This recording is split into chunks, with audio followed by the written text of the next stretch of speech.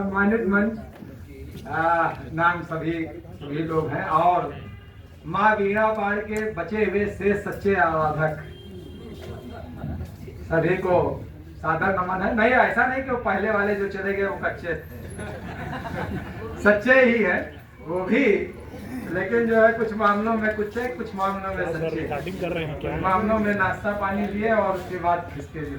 खैर वो गंभीर चर्चा को उसमें, खैर चीजें जो ये रही, बाकी बात सारी हो गई है।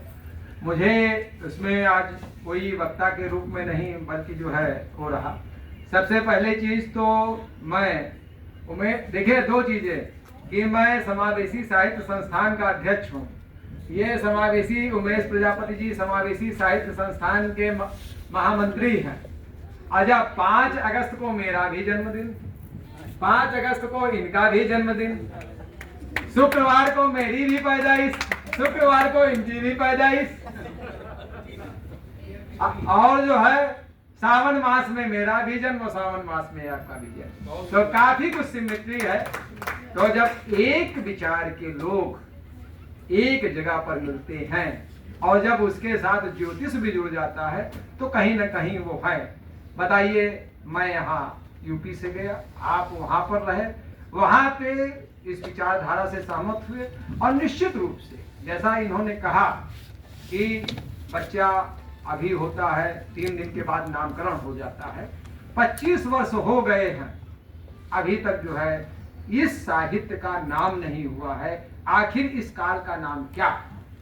1850 का जो बैलगाड़ी का युग था, आज जो है कहां पर पहुंच गया है, जो है आज तेजस है, ब्रह्मोस मिसाइल है, वंदे भारत है और जाने कितनी कितनी बुलेट ट्रेन हैं। लेकिन हमारा जो है अभी आधुनिक काल जब बैलगाड़ी वाला युग था, जहां पर कबूतर के द्वारा जो है कबूतर आ और जा के माध्यम से संदेश भेजे जाते थे, अगर वो आधुनिक काल था तो ये कौन सा काल था?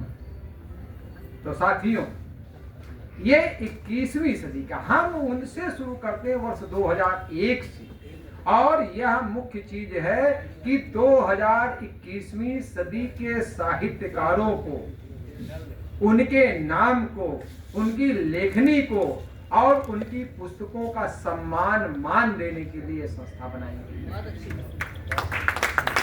बिल्कुल सरल भाषा में, ठीक है, सभी पूज्य हैं, पुराने जितने भी हैं पूज्य हैं, लेकिन आज जो साहित्य लिखा जा रहा है उसमें कम से कम 50% उच्च कोटि का है, 50% उच्च कोटि का है, सभी लोग जानते हैं, इसमें कोई नहीं। तो आखिर क्या हम लोगों का साहित्य कबाड़ में चला जाएगा? आने वाली पीढ़ी वो कर देगी। ये केवल इसलिए कि हमारा भी नाम, हमारी भी पहचान, हमारा भी साहित्य सुरक्षित रहे, नंबर 1। नंबर 2 ये कि जितने भी अभी तक हिंदी आंदोलन हुए हैं वह सिर्फ जो है हिंदी बेल्ट से हुए हैं। यह पहला ऐसा हिंदी आंदोलन है जो चीज छूटी है उमेश जी, उन्हीं को कवर कर रहा हूं। यह हिंदी आंदोलन उस चीज को है कि यह समग्र भारत को समेकित करता है। इसकी उपाध्यक्ष डॉक्टर जीएस सरोजा कर्नाटक की है और इसमें उपाध्यक्ष भी कई पद रखे गए हैं। तो एक दक्षिण भारत से होगा, तो एक नॉर्थ ईस्ट से होगा, तो एक पश्चिम से होगा, एक जो है आपका जो है अन्य जगहों से होगा। हो सकता है हमको 5-6 उपाध्यक्ष रखे गए। तीसरी चीज, इसमें समावेशी साहित्यकार कोष बनाया जाएगा। है यहाँ पर साहित्यकारों की, हिंदी साहित्यकारों की बहुत संख्या है। हम ये जानना चाहेंगे कि कर्नाटक में 21वीं सदी में कितने हिंदी साहित्यकार हैं जिन्होंने प्रतिकूल परिस्थितियों में भवनों के मध्य में हिंदी के संवर्धन के लिए काम किया। तो वो तमिलनाडु में कितने साहित्यकार हैं जो 21वीं सदी में जो काम किए और कर रहे हैं। आपके मलयालम में, तमिलनाडु में, जम्मू कश्मीर में जहां धारा 370 जो है हटी, ये हम पूरा समग्र एक समावेशी साहित्यकार कोष बनाने का वो प्रयास कर रहे हैं और किया जाएगा। आप लोगों की संभोग योजना है। तीसरी चीज जो मुख्य रूप से यह है कि हम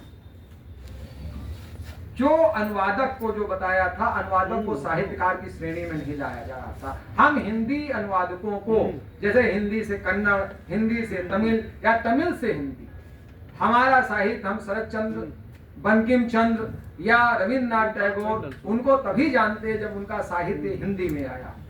अखिलेश निगम अखिल इसलिए चर्चित हुए कि जब अखिलेश निगम का गिरगिट कहानी संग्रह कन्नड़ में डॉक्टर जी एस सरोजा ने, जब उसका बांग्ला में अनुवाद हुआ, जब उसका असमिया में अनुवाद हुआ, जब उसका ओडिया में अनुवाद हुआ, तब जो है अखिलेश निगम अखिल को राष्ट्रीय स्तर पर।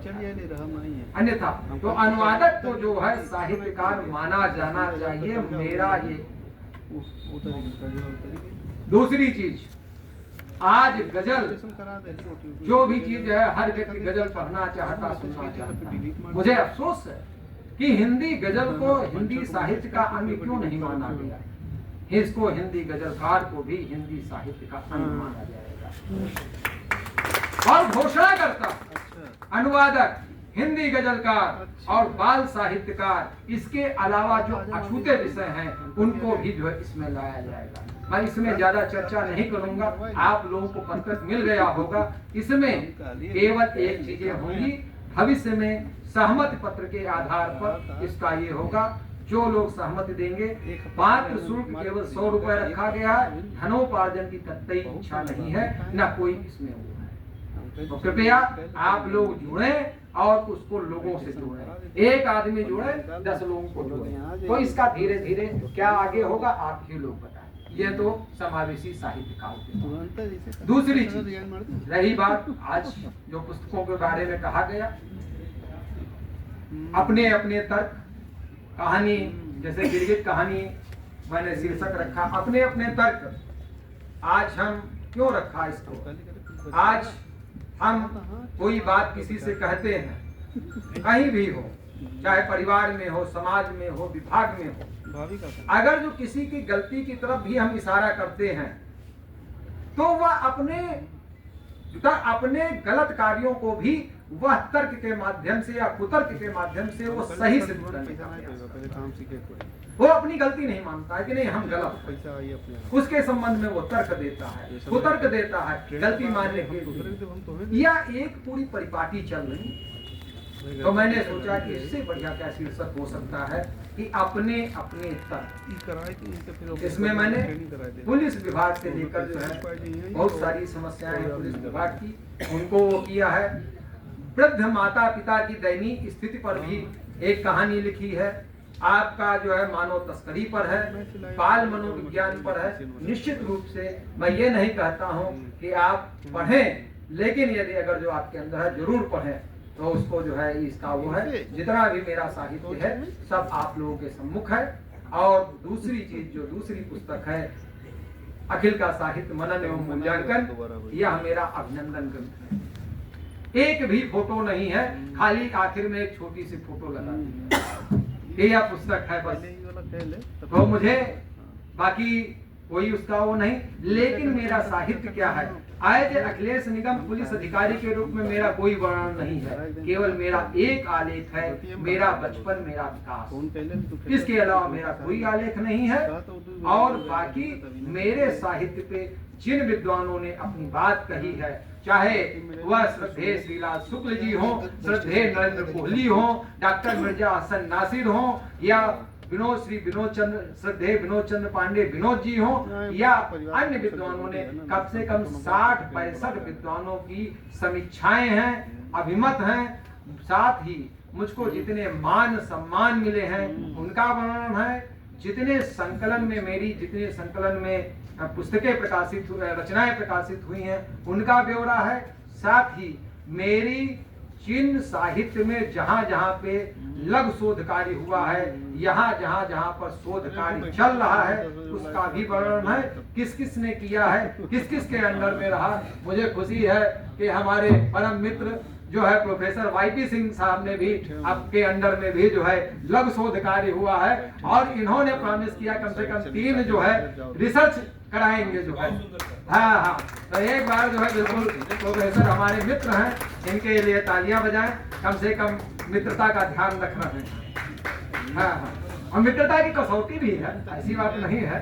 और हमारे सभी मित्र हैं, सभी साहित्यिक मित्र हैं, विभागीय मित्र हैं। मैं अपनी बात इसे कहते कि आज शारीरिक क्रांति की नहीं, मानसिक आध्यात्मिक क्रांति की जरूरत है, यह कहते हुए कि उठो क्रांति की पुनः जरूरत, बाकी बची न कोई सूरत। उठो क्रांति का बिगुल बजाओ, सिंहनाद कर तुमुल सजाओ, करना है मानस मन परिवर्तन, हो पड़ी राम प्रलय क्रंदन। एक क्रांति फिर करनी होगी और लड़ाई लड़नी होगी। उठो देश के वीर दर्जनों, जो आज समस्या बड़ी विकट है, भारत मां फिर संकट में है, बनो सृजन की सुंदर मूरत। उठो क्रांति की पुनः जरूरत, उठो क्रांति की।